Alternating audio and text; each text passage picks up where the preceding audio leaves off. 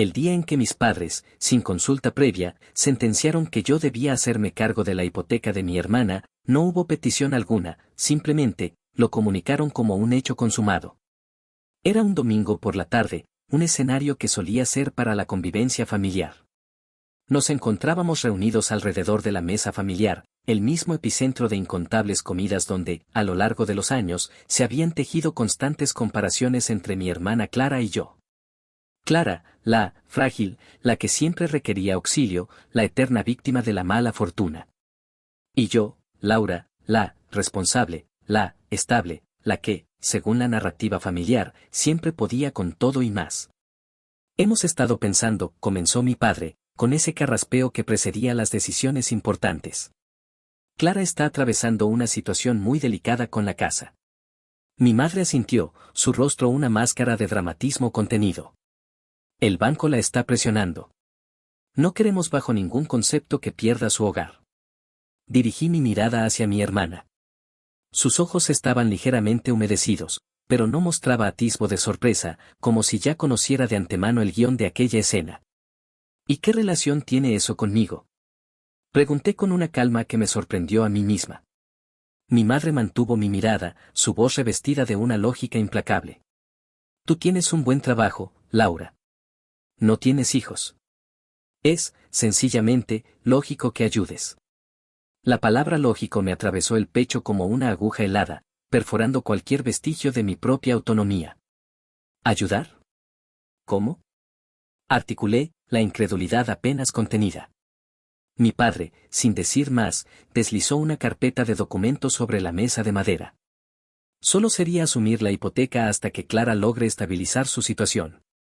Abrí la carpeta con una premonición y, al instante, sentí como el aire abandonaba mis pulmones, dejándome sin aliento. Ante mis ojos, un contrato de refinanciación hipotecaria exhibía mi nombre completo, mi número de identificación y, lo más aberrante, una firma. Una rúbrica que, si bien intentaba emular la mía, distaba mucho de ser auténtica.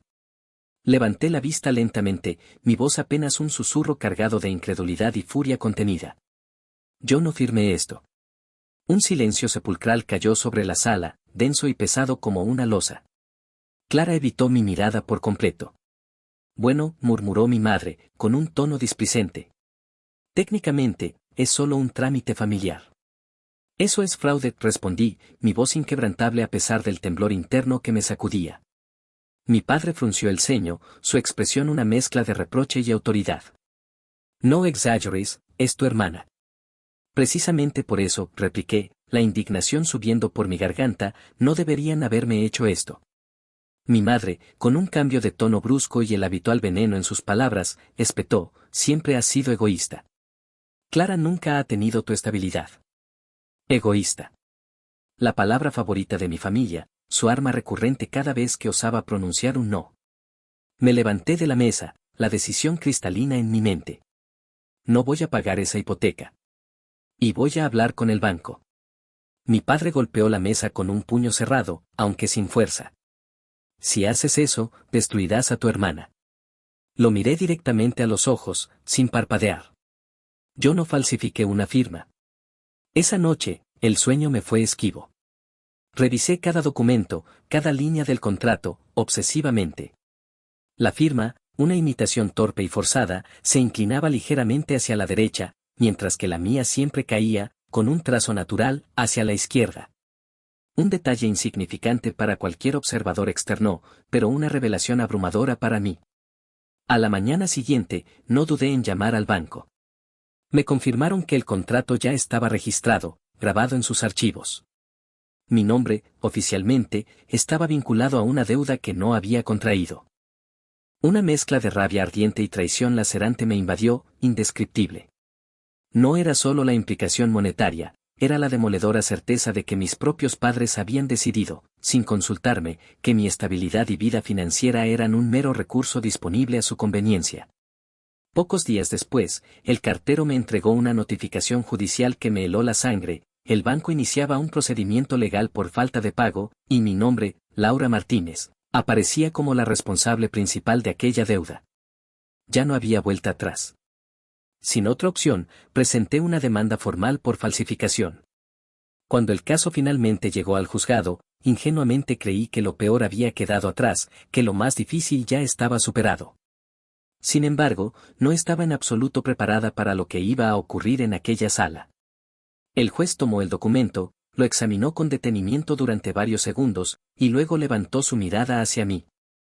Señora Laura Martínez, dijo con voz serena y calculadora, ¿podría explicarme por qué su firma en este documento difiere de la que aparece en sus documentos oficiales? En ese instante, comprendí con una claridad escalofriante que la verdad no solo iba a desvelar una falsificación, sino que estaba a punto de fracturar algo mucho más grande que una simple hipoteca. La sala del juzgado, con su aroma a madera antigua y papeles envejecidos, resultaba un escenario demasiado formal, casi intimidante, para lo que en su esencia era la cruda representación de una traición familiar. Mis padres se encontraban sentados unos metros detrás de mi hermana Clara. Ella, absorta, evitaba mi mirada, como si temiera lo que encontraría en ella. Mi madre aferraba un pañuelo blanco entre sus dedos crispados, una actriz esperando su señal para el llanto. Mi padre mantenía la mandíbula tensa, una expresión que, desde mi infancia, siempre había presagiado que estaba a punto de decepcionarlo, y esta vez, sería en público. El juez volvió a posar su mirada en el documento. Señora Martínez, necesito que responda con total claridad y sin evasivas. ¿Firmó usted este contrato de refinanciación? Respiré hondo, buscando la calma antes de responder con una firmeza que no dudé en exhibir. No, señoría. Esa no es mi firma. El abogado del banco, buscando invalidar mi declaración, intervino. Su nombre, su número de identificación y su dirección coinciden perfectamente con los datos del contrato. Eso no significa que yo lo haya firmado, respondí, mi voz mantuvo una solidez inquebrantable. El juez me pidió que me acercase al estrado. Me tendieron un bolígrafo. Por favor, firme aquí, en este documento en blanco. Lo hice sin temblar, con la serenidad de quien conoce la verdad. Mi firma fluyó con la naturalidad de un río, inclinándose levemente hacia la izquierda, con el trazo final descendente, un gesto automático, repetido miles de veces desde que aprendí a escribir mi nombre completo. El juez, con gesto deliberado, colocó ambas firmas una junto a la otra. Incluso desde mi posición, la diferencia era palmaria, innegable. La del contrato se veía rígida, forzada, con una inclinación opuesta a la mía. Era un intento burdo de imitar mi estilo, pero carecía por completo de la fluidez y el ritmo de una rúbrica auténtica. Interesante, murmuró el juez, su mirada aguda. El abogado de mi hermana, intentando sembrar la duda, se levantó. Señoría, las firmas pueden variar con el tiempo, bajo el estrés, la prisa. El juez lo interrumpió con un gesto contundente. Por eso mismo, señor abogado, solicitaremos un peritaje caligráfico exhaustivo. Una mezcla de alivio y renovada tensión me embargó. Aquello ya no era una simple discusión familiar ventilada en un tribunal, se había transformado, irreversiblemente, en un caso legal en toda regla. Clara, con voz apenas audible, finalmente rompió su silencio. Laura, por favor, solo necesitaba ayuda temporal. Mamá dijo que tú no tendrías problema. Giré la cabeza lentamente hacia ella, mi incredulidad palpable. ¿En qué momento, me pregunté, pudieron pensar que tenían derecho a usar mi nombre, a disponer de mi identidad, sin siquiera consultarme? Mi madre se levantó abruptamente, sin esperar el permiso del juez. Porque eres parte de esta familia. Siempre hemos hecho sacrificios por ti. El juez golpeó suavemente con el mazo, su voz autoritaria. Orden en la sala. Sacrificios. La palabra me provocó una amarga media sonrisa. Vino a mi mente cómo pagué mis estudios con mi propio esfuerzo, como jamás pedí dinero a nadie, como siempre fui la figura fuerte, la que no necesitaba nada de ellos. Señoría, dije con calma, mirando directamente al juez, yo no me niego a ayudar a mi familia en momentos de necesidad. Me niego, rotundamente, a que decidan por mí, que usurpen mi voluntad y falsifiquen mi identidad. El juez asintió con una expresión neutral, su decisión ya tomada. Hasta que el informe pericial caligráfico esté listo, se suspenden las obligaciones de pago a nombre de la demandante. El abogado del banco, visiblemente incómodo, ajustó su corbata. Era evidente que la situación no era la que esperaban, que alguien había presentado esos documentos confiando ciegamente en que yo, sin objeción alguna, simplemente pagaría y resolvería en familia. Al salir de la sala, mi padre me interceptó en el pasillo, su rostro una mezcla de preocupación y reproche. ¿De verdad vas a llevar esto hasta el final?, preguntó, casi suplicando. Lo miré fijamente, sin desviar la mirada. Ustedes ya lo llevaron hasta el final cuando falsificaron una firma en mi nombre. Yo no lo hice, dijo con una rapidez que delató su nerviosismo. Esa respuesta, tan apresurada, fue más reveladora que cualquier confesión explícita. Entonces alguien aquí lo hizo, pensé con una punzada de dolor. Mi madre se acercó a mi lado, intentando minimizar la situación. ¿No estás exagerando? Es solo dinero. Negué lentamente con la cabeza, cada músculo tenso. No es dinero, mamá. Es confianza. Clara, con la voz rota, rompió en llanto. Voy a perder la casa. La miré con una tristeza honda, pero también con una claridad brutal.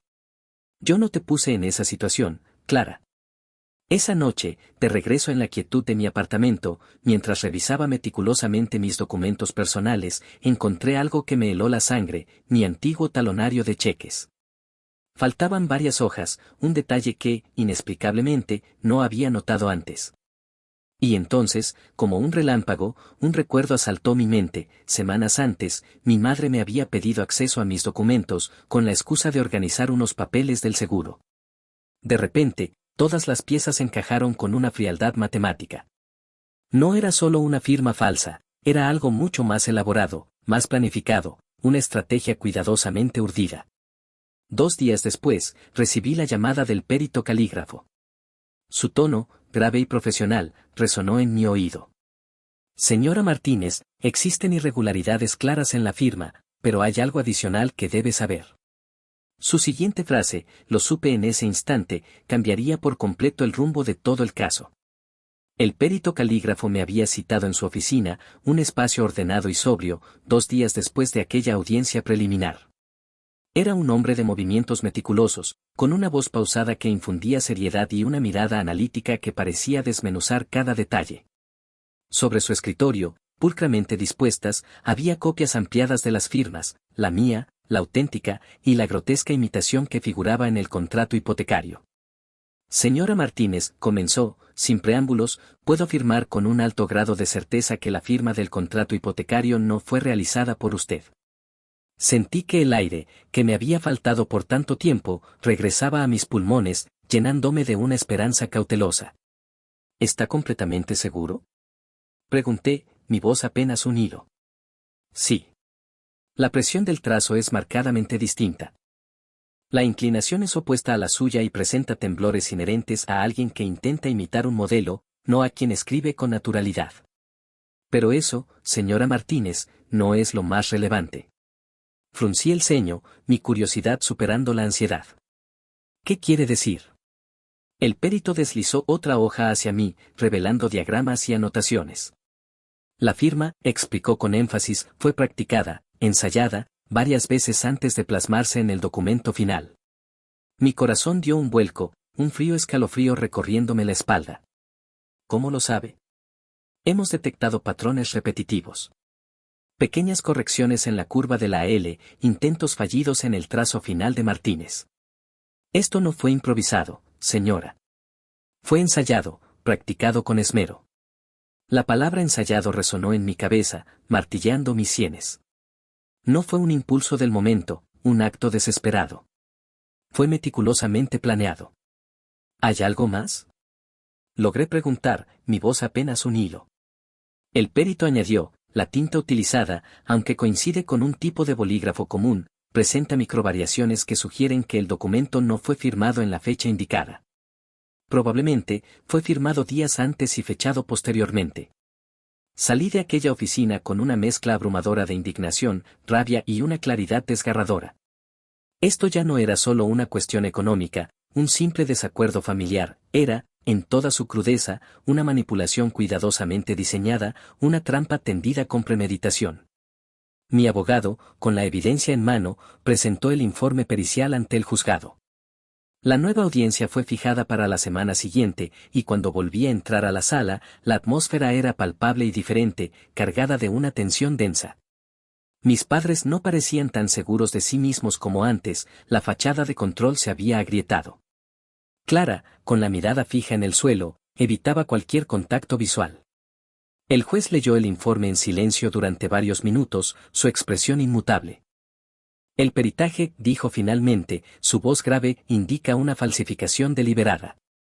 El abogado de mi hermana, en un intento desesperado por mitigar la situación, intentó intervenir.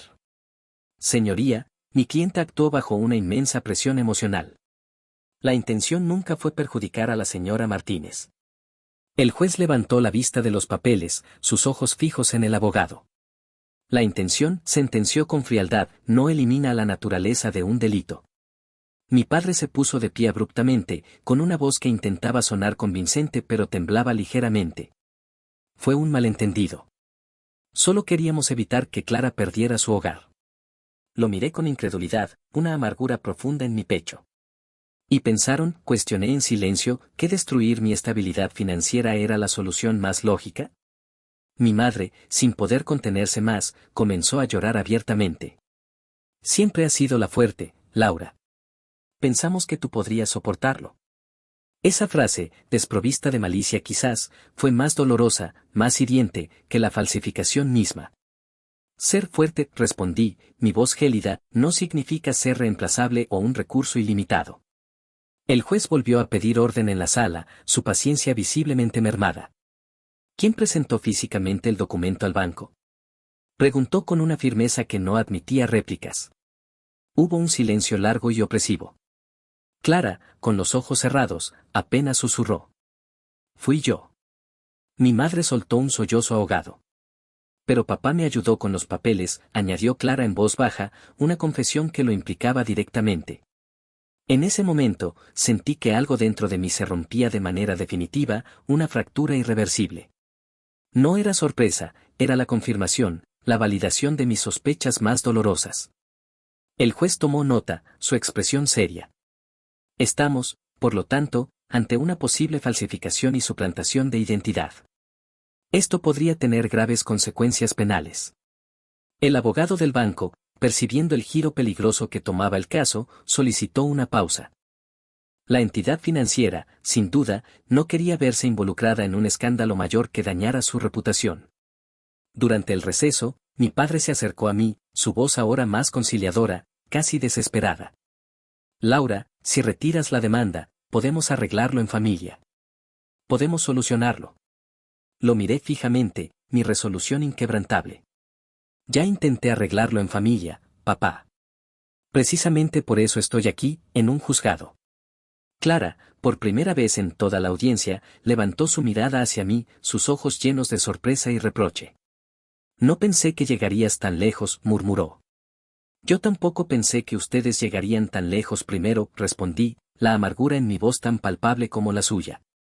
Cuando regresamos a la sala, el juez anunció su decisión, el caso sería remitido a la Fiscalía para evaluar las responsabilidades penales pertinentes y el contrato hipotecario, además, quedaría anulado provisionalmente. Mi nombre, al fin, quedaba protegido y desvinculado de esa deuda, pero la familia que conocía, la que había intentado mantener unida, estaba oficialmente fracturada, irrevocablemente rota. Mientras salía del juzgado, mi teléfono vibró en mi bolsillo. Era una notificación bancaria, confirmando que la hipoteca había sido suspendida. Y en ese instante, una comprensión total me golpeó con la fuerza de una revelación, mis padres no estaban desesperados al falsificar mi firma. Estaban convencidos, con una arrogancia pasmosa, de que yo jamás me atrevería a defenderme, que callaría y aceptaría la carga sin chistar. La noticia de que el caso sería remitido a la Fiscalía para su evaluación cayó sobre mi familia como una tormenta inesperada y devastadora. Lo que había empezado como un simple arreglo o trámite entre nosotros, según ellos, ahora cobraba una dimensión legal con consecuencias muy reales. Esa misma noche, mi madre se presentó en la puerta de mi apartamento sin previo aviso. Esta vez no traía las lágrimas de antaño, sino una urgencia palpable en su mirada y en su voz. Tenemos que hablar, dijo apenas abrí la puerta. La dejé pasar, pero no ofrecí café ni un asiento cómodo. No era una visita social, era una confrontación. Esto se está saliendo de control, comenzó, sin rodeos. La fiscalía puede arruinarle la vida a tu hermana, Laura. La miré en silencio, mi expresión imperturbable. Ella ya arruinó mi historial crediticio y mi reputación. Pero tú puedes recuperarte, respondió con una rapidez que denotaba su convicción. Clara no es tan fuerte como tú. Otra vez esa palabra, fuerte. Como si mi fortaleza fuera una obligación permanente, una justificación para el abuso, un cheque en blanco para su manipulación. Mamá, pregunté, mi voz baja pero cargada de peso, cuando decidieron, exactamente, que mi vida era un mero recurso familiar del que podían disponer a su antojo. Su expresión se contrajo por un instante, una reacción que me confirmó que no esperaba esa pregunta tan directa. Nunca quisimos dañarte. Balbuceó. Pero ensayaron mi firma, respondí con una calma inquietante. Eso no es un error emocional, mamá. Es planificación deliberada. Guardó silencio, el peso de mis palabras evidente. Papá fue quien dijo que tú no notarías la diferencia, admitió finalmente, su voz casi inaudible. Él consiguió los documentos del banco. Clara solo llevó los papeles. Cada pieza, cada recuerdo fragmentado, encajó entonces con una precisión escalofriante. Recordé cuando mi padre, meses atrás, había insistido con inusitado interés en ayudarme a organizar mis finanzas.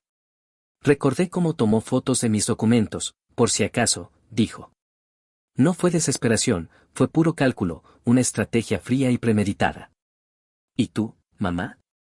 Pregunté, mi mirada buscando la suya. ¿Qué hiciste tú en todo esto? Bajó la mirada, incapaz de sostenerme. Pensé que era lo mejor para todos, murmuró. Sentí una punzada en el alma, más profunda y dolorosa que cualquier rabia, la decepción definitiva. Lo mejor para todos, me dije, nunca incluye mentirle a alguien que confía ciegamente en ti. Mi madre intentó acercarse, con un gesto de súplica, pero di un paso atrás, creando una barrera invisible. Si sigues con esto, Laura, tu padre puede enfrentar cargos formales y muy serios, dijo en un tono bajo, casi amenazante. No soy yo quien lo puso en esa posición, respondí, la determinación inalterable. Fueron sus propias acciones. Se fue sin despedirse, la puerta de mi apartamento cerrándose tras ella con un eco de ruptura. 2 días después, mi abogado me llamó, su voz seria. Laura, hay algo más que debes saber.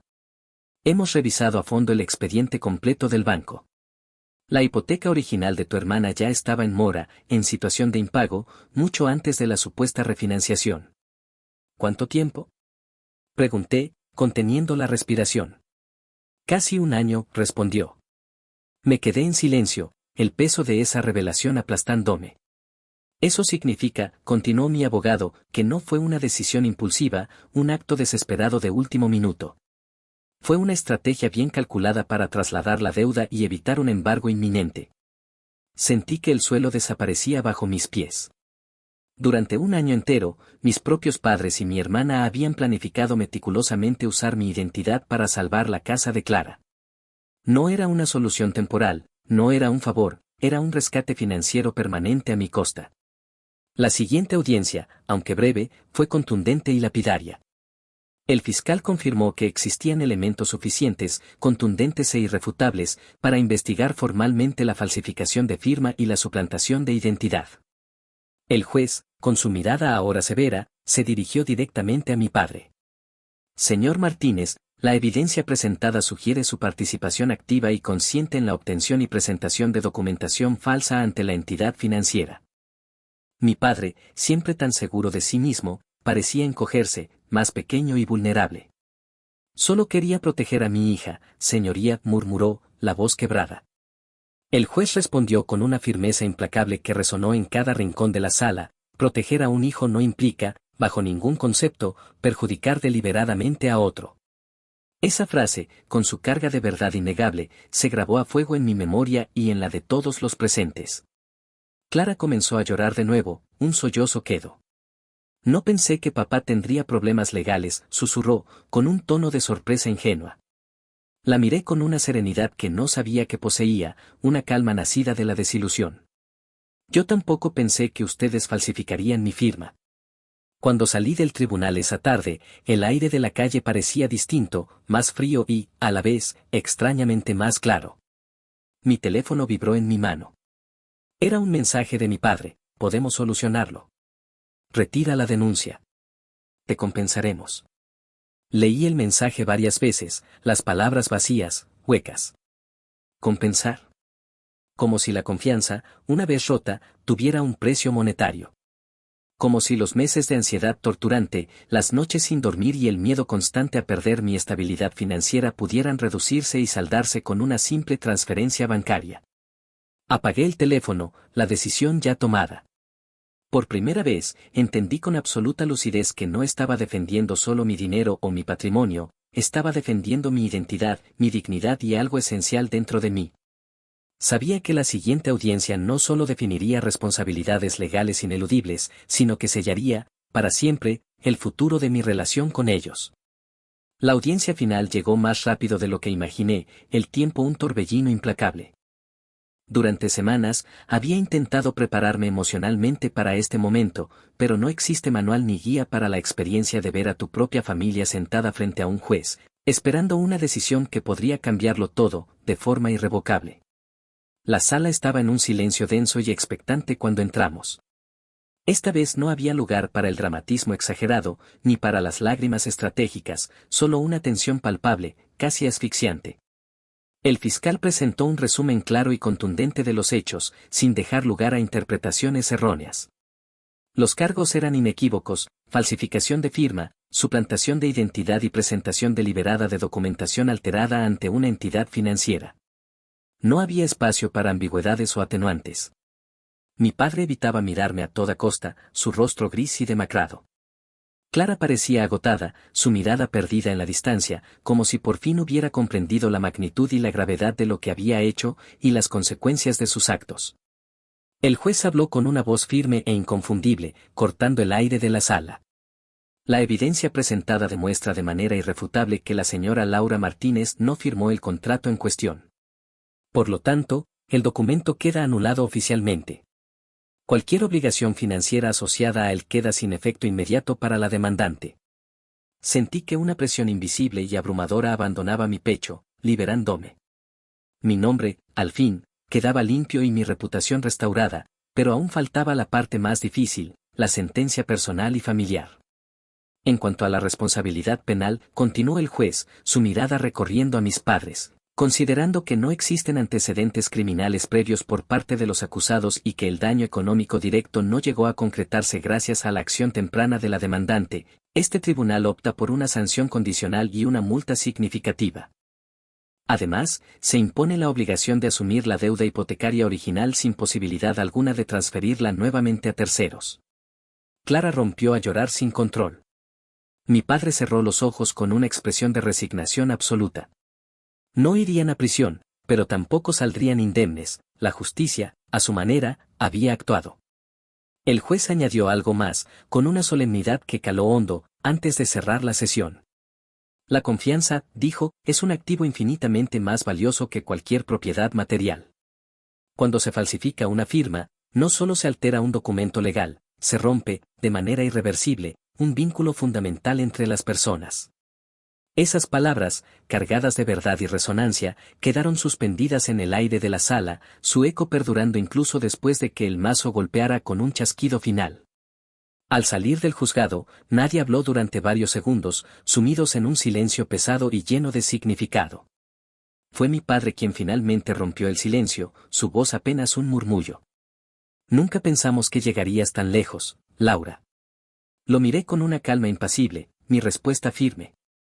Y yo nunca pensé que ustedes llegarían tan lejos primero. Mi madre, con una lágrima solitaria corriendo por su mejilla, intentó acercarse a mí. Somos familia.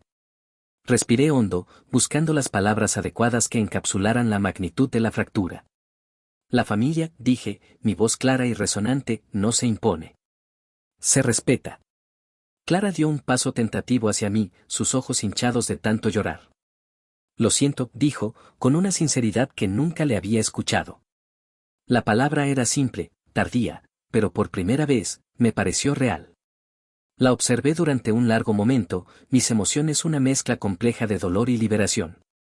Espero, le dije con serenidad, que esta vez aprendas a enfrentar tus decisiones y sus consecuencias sin intentar usar a otros como escudo o salvación. No hubo abrazos dramáticos, no hubo reconciliación instantánea. Solo una comprensión nueva y dolorosa. Algunas relaciones, cuando se cruzan ciertos límites infranqueables, cambian para siempre. Esa noche, regresé a mi apartamento con una sensación extraña, una quietud inusual que no había sentido en mucho tiempo. No celebré con alborozo, no brindé por la victoria.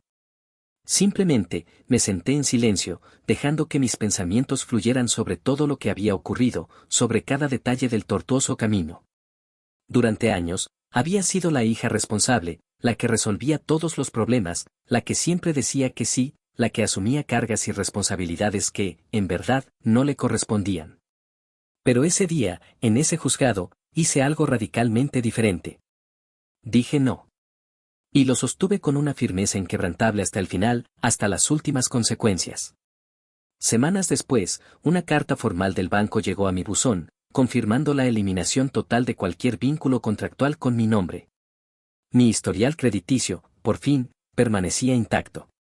Mi identidad también, resguardada. Mis padres, ahora sin otra opción, comenzaron a pagar la deuda real de Clara bajo un nuevo acuerdo legal. Sin atajos, sin firmas ajenas, sin subterfugios. Nuestra relación, debo admitirlo, nunca volvió a ser la misma. Se volvió más distante, más cautelosa, pero quizás, paradójicamente, más honesta y transparente. Aprendí algo fundamental que nadie me enseñó en casa: ser buena hija no significa aceptar injusticias. Ser fuerte no implica ser explotada, usada o sacrificada por otros. Y proteger tu nombre, tu reputación y tu autonomía no es egoísmo, es dignidad. Porque al final, no solo defendí dinero o una propiedad. Defendí mi derecho inalienable a decidir sobre mi propia vida, a ser dueña de mi destino. Y eso, mucho más que cualquier hipoteca, fue lo que realmente estaba en juego.